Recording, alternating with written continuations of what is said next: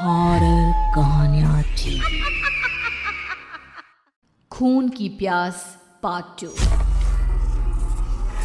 और उसके बाद वो जंगल एक बार फिर से सुमन की चीखों से गूंज उठा। लेकिन आज की रात सुमन की चीखों को सुनने वाला वहां पर कोई भी नहीं था।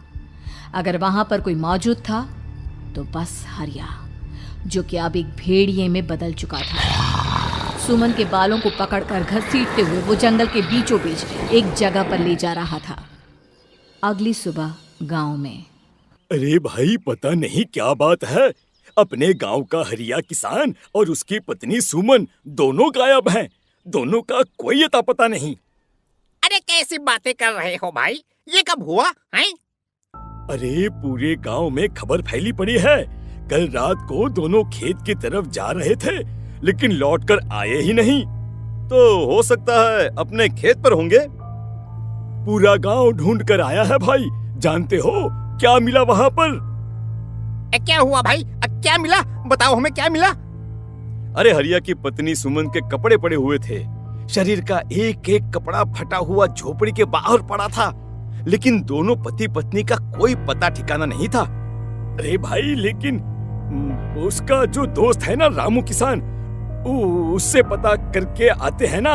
अब तक तो दोनों साथ ही खेत पर जाया करते थे। हाँ, हमें उसके घर जाना चाहिए भाई। चलो वहाँ चलते हैं, चलो।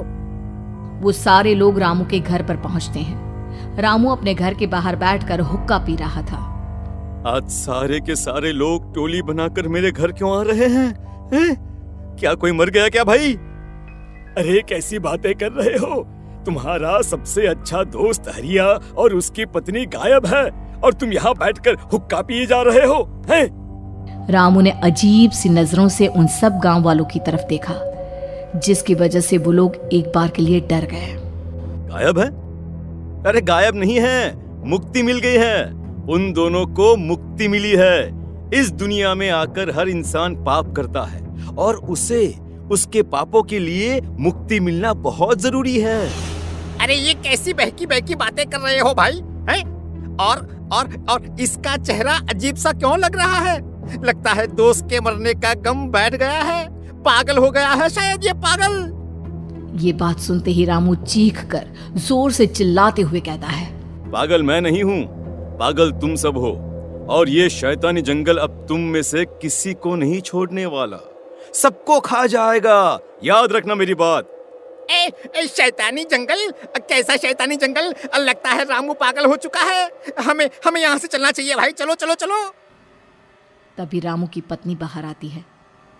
नहीं, आप लोग इनकी बात का बुरा मत मानिए। 2 दिन पहले हरिया के साथ खेत पर गए थे। जब से वहाँ से आए हैं तब से ऐसी ही बातें कर रहे हैं। भगवान जाने ऐसा क्या देख लिया उन्होंने, खेत में कुछ भी बड़बड़ाते रहते हैं। लेकिन गांव के लोगों ने कमला की कोई बात नहीं सुनी और वो सब वहां से चले गए। रात अब धीरे धीरे ढलने लगी थी। तभी अचानक किसी ने धीमी सी आवाज में रामू को पुकारा। रामू, आ जाओ, मैं तुम्हारा इंतजार कर रहा हूँ। और सुनो, अपनी पत्नी को साथ लेकर आना, नहीं तो काम अधूरा रह जाएगा। ये आवाज सुनते ही रामू के चेहरे पर शैतानी मुस्कुराहट आ जाती है। वो धीमे कदमों से अपने घर के अंदर आता है। क्या हुआ? तबीयत ठीक है ना अब आपकी? मैं तुझे अपने साथ खेत पर ले जाने आया हूँ, चल। मैं तुम्हारे साथ कहीं नहीं जाने वाली। मुन्ना गहरी नींद में सो रहा है और उसे अकेला छोड़कर मैं तुम्हारे साथ खेत पर नहीं आ सकती। वैसे भी तुम्हारे उन खेतों में भगवान जाने कौन सा राक्षस घूम रहा है, मुझे तो डर लगता है। रामू गुस्से में दांत पीसता अपनी झोपड़ी से बाहर आ जाता है और कमला गहरी नींद में अपने बच्चे के साथ सो जाती है। तभी अचानक रात को रामू की झोपड़ी के ऊपर एक साया वही गाना गुनगुनाते हुए घूमने लगता है जो हरिया के मोबाइल में बजा करता था। मैं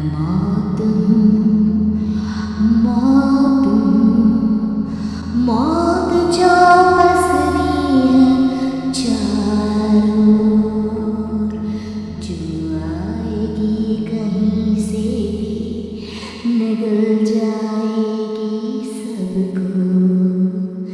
मैं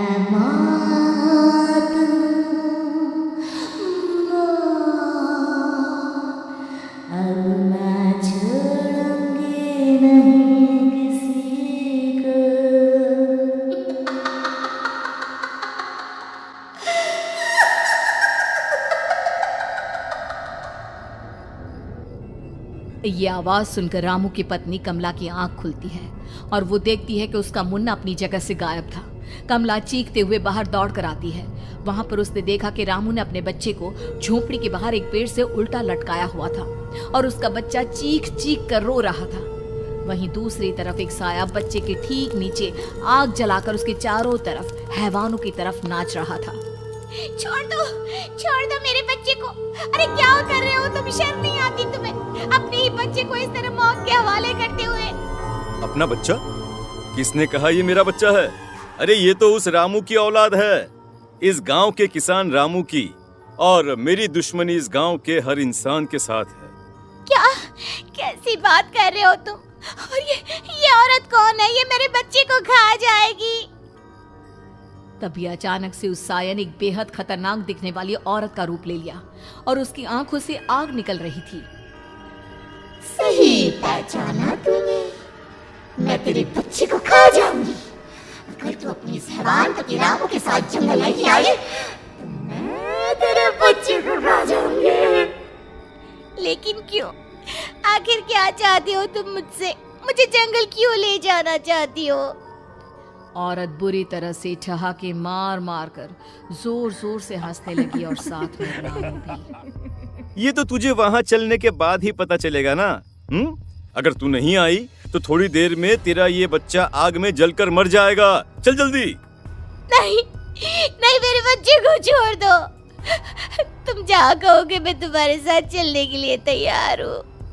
और उसके बाद उस बच्चे को झोपड़ी में लिटाकर आगे आगे वो साया चल रहा था और उसके पीछे पीछे रामू अपनी पत्नी के बाल पकड़कर उसे घसीटते हुए जंगल की तरफ ले गया। जंगल में जाने के बाद, कितनी खूबसूरत हो तुम। आज की रात बस तुम और मैं एक दूसरे के साथ रहेंगे। मुझे तुमसे बहुत डर लग रहा है। तुम्हें क्या हो गया है? तुम तो बिल्कुल ठीक थे। वो होगा जो हमारे बीच होना चाहिए। तो आओ अपने आप को मेरे हवाले कर दो। कमला ने डर की वजह से अपनी दोनों आंखें कसकर बंद कर ली थी। रामू ने बुरी तरह से चीख कर कमला से कहा, आंखें खोलो अपनी और मेरी तरफ देखो। कमला ने जैसे ही अपनी आंखें खोली उसने देखा कि रामू एक खतरनाक खूनी हैवान में बदल चुका था। कौन हो तुम? जाने दो मुझे। क्या चाहते हो मुझसे? वही जो एक आदमी एक औरत से चाहता है। मैं तुम्हारा पति रामू नहीं, बल्कि इस जंगल का एक भेड़िया हूँ, और आज की रात तुम्हारे खून से अपनी प्यास बुझा जाऊं। और उसके बाद वो जंगल कमला की दर्दनाक चीखों से गूंज उठा। अगली सुबह कमला के कपड़े भी जंगल में उसी तरह पाए गए जैसे कि सुमन के पाए गए थे। इस घटना के बाद पूरे गांव में दहशत का माहौल था। अपने माँ बाप की मौत और गांव में हो रहे इस तरह की घटनाओं की खबर सुनकर किशन शहर से गांव लौट आया था। अपने माँ बाप की बेदर्द मौत की वजह से वो बहुत परेशान था। तभी अचानक उसे अपने घर में खाट के नीचे पड़ा हुआ वो मोबाइल फोन मिला जो उसने अपने पापा हरिया को गिफ्ट किया था। अरे कितने प्यार से पापा के लिए मोबाइल फोन लेकर आया था। इसे एक दिन भी काम में नहीं ले पाए। और आखिर कौन है जो गांव में इस तरह की हत्याएं कर रहा है? क्या है इन सब के पीछे? क्या है? मुझे पता करना ही होगा, वरना एक दिन पूरा का पूरा गांव खाली हो जाएगा। इस गांव में एक भी जिंदा इंसान नहीं बचेगा। गांव के लोगों की मदद करने के इरादे से किशन अपने गांव से दूर एक दूसरे गांव में बहुत बड़े तांत्रिक के पास मिलने के लिए गया। तांत्रिक बाबा, अब आप ही कुछ उपाय बता सकते हैं। भगवान जाने हमारे गांव को किसकी नजर लग गई है। नजर नहीं लगी है, किसी ने तुम्हारे गांव को बद्दुआ दी है। किसी सताई हुई आत्मा का प्रकोप है और अब वो पूरे गांव में किसी को नहीं छोड़ेगी जब तक उसकी आत्मा को शांति नहीं मिल जाती। अरे लेकिन ऐसा कौन है बाबा? किसकी आत्मा है और कैसे मिलेगी उसे शांति? मौत है मौत, कहीं से भी आएगी और सबको निगल जाएगी। इससे बचने का सिर्फ एक ही उपाय है, लेकिन उस उपाय को करना आसान नहीं होगा।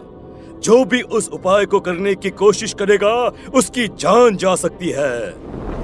भले ही मेरी जान चली जाए, लेकिन मैं अपने गांव के लोगों की जान बचाने की पूरी कोशिश करूंगा बाबा। तो ठीक है, फिर अगली अमावस की रात जैसा मैं कहता हूँ वैसा ही करना। अमावस की रात तांत्रिक के बताए अनुसार किशन अपने साथ केरोसिन लेकर जंगल की तरफ चल पड़ा। उसके हाथ में देवी के मंदिर का सिंदूर भी था। किशन जंगल के बीचों बीच पहुंचा। ये देखकर उसकी आंखें फटी की फटी रह गई। वहां एक उबलते पानी का तालाब था और कई लोगों की लाश लटक रही थी। किशन के माँ बाप की लाश भी वहीं थी। माँ, बापू, क्या हो गया? ये क्या हो गया? तभी वहां पर एक औरत और आदमी आते हैं। उन्हें देखकर किशन चौंक जाता है। गोपाल काका, आपकी तो 5 साल पहले मौत हो गई थी। और निर्मला काकी, आप? मौत तो हो गई थी, लेकिन तुम ये नहीं जानते कि हमारी मौत कैसे हुई थी। क्या कहना चाहते हैं आप?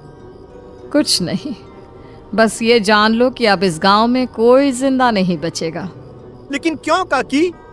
क्योंकि 5 साल पहले इन गांव वालों ने मुझे डायन बताकर पत्थर मार मार के मार डाला। मेरी कोई गलती नहीं थी। गांव का एक बच्चा क्या लापता हुआ, सारा इल्जाम मेरी पत्नी पे डाल दिया। और जब मैंने निर्मला की जान बचाने की कोशिश की तो मुझे भी मार डाला। आपके साथ ये बहुत गलत हुआ काकी, लेकिन आप जो कर रहे हैं वो भी सही नहीं है ना? तुम यहाँ से चले जाओ वरना तुम भी नहीं बचोगे। हमारी आत्मा पिछले 5 साल से मुक्ति के लिए भटक रही है। चले जाओ यहाँ से। मौका देखकर किशन सिंदूर उन दोनों के ऊपर डाल देता है। उनका शरीर जलने लगता है और वो भयानक तरीके से चिल्लाने लगते हैं। अगले ही पल किशन उनके ऊपर केरोसिन डाल देता है और वो दोनों जल जाते हैं। किशन अपने माँ बाप और दूसरी लाशों का अंतिम संस्कार करवाता है और अपने घर लौट आता है। लेकिन वो अभी भी इस बात से अनजान है कि मोबाइल अभी भी बज रहा था। मैं मौत हूँ, मौत।